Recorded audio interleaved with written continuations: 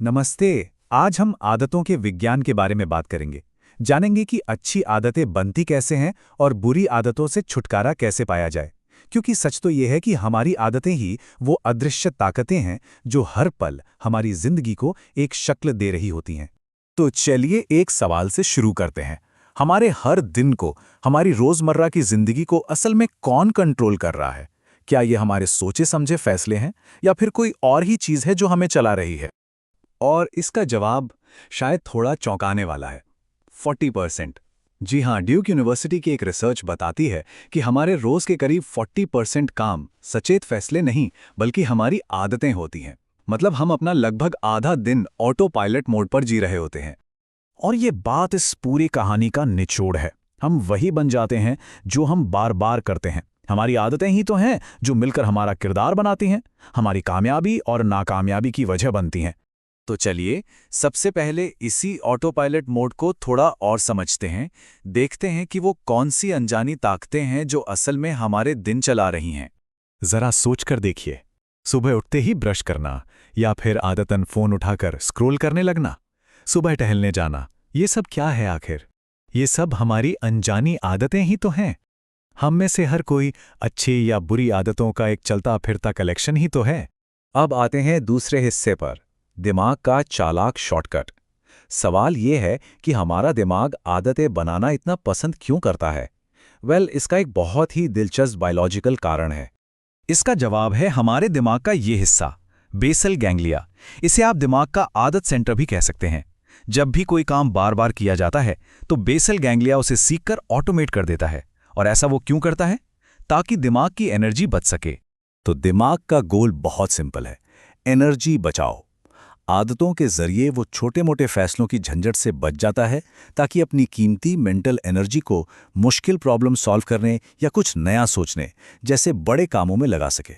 चलिए अब तीसरे हिस्से पर चलते हैं और उस पावरफुल साइकिल को समझते हैं जो हमारे हर व्यवहार के पीछे काम करता है।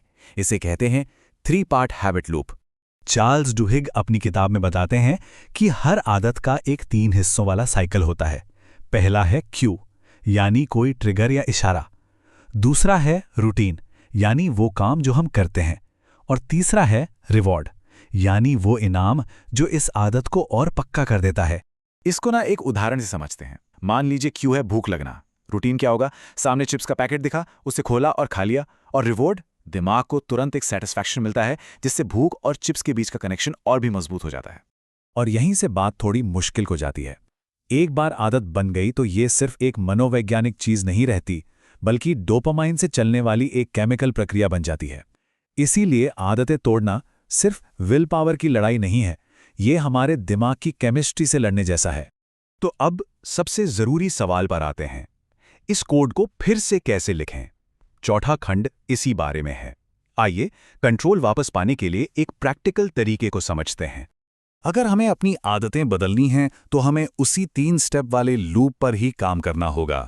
पहला कदम, अपने क्यूज यानी ट्रिगर्स को बदलें। दूसरा, जो नया काम करना है उसे लगातार दोहराएं। और तीसरा, जब भी सफलता मिले तो खुद को एक रिवॉर्ड दें। यहां एक बहुत कमाल की बात है। देखिए, एक छोटे से क्यू को बदलने से कितना बड़ा फर्क पड़ सकता है। मान लीजिए बिस्तर के पास फोन रखने की जगह एक किताब रख दी जाए, तो क्या होगा? सुबह उठकर बिना सोचे समझे स्क्रॉल करने की आदत धीरे धीरे सुबह कुछ पढ़ने की आदत में बदल सकती है। और भी तरीके हैं। अगर हेल्दी खाना है तो फलों और हेल्दी स्नैक्स को सामने रखें। अगर पढ़ना है तो किताबों को पास और फ़ोन को दूर रखें। और अगर गुस्से से बचना है तो उन चीज़ों को पहचानें जो गुस्सा दिलाती हैं और उनसे जानबूझकर थोड़ी दूरी बनाएं। और हाँ, एक और ज़रूरी बात याद रखनी है, आदतें बनाने की असली ताकत इंटेंसिटी में नहीं बल्कि कंसिस्टेंसी में है। मतलब रोज़ 10 पन्ने पढ़ने से कहीं बेहतर है रोज़ सिर्फ 2 पन्ने पढ़ना, पर हर रोज़ पढ़ना। यही छोटे लगातार उठाए गए कदम दिमाग में नए रास्ते बनाते हैं। और आखिर में एक फील गुड फैक्टर बनाना बहुत ज़रूरी है। जब हम कोई अच्छी आदत अपनाते हैं और खुद को इनाम देते हैं तो डोपामाइन रिलीज होता है। ये दिमाग को एक सिग्नल भेजता है कि भाई ये नई आदत अच्छी है, इसे बनाए रखना है। चलिए अब अंतिम खंड पर चलते हैं। पहला कदम, इसे लिखना। अब वक्त है इस सारी जानकारी को एक्शन में बदलने का। तो इस पूरी बातचीत के बाद सबसे बड़ा सवाल ये उठता है कि अब अगला कदम क्या होना चाहिए। देखिए, शुरुआत बहुत ही सीधी है। सबसे पहले उन आदतों को पहचानें जिन्हें आप बनाना या तोड़ना चाहते हैं। फिर एक कागज और एक पेन लीजिए और उन्हें बस लिख डालिए। ये पूरी प्रक्रिया तभी काम करती है जब हमारा लक्ष्य एकदम साफ हो। ज्यादातर लोग बदलाव इसलिए नहीं ला पाते क्योंकि वो कभी तय ही नहीं कर पाते कि उन्हें असल में बदलना क्या है। लिखने से हमारे इरादे को एक स्पष्टता मिलती है। तो कुल मिलाकर बात बस इतनी सी है कि हमारी आज की छोटी छोटी आदतें ही ये तय करती हैं कि हमारा आने वाला कल कैसा होगा। सवाल ये है कि हम अपने कल को कैसा बनाना चुनते हैं।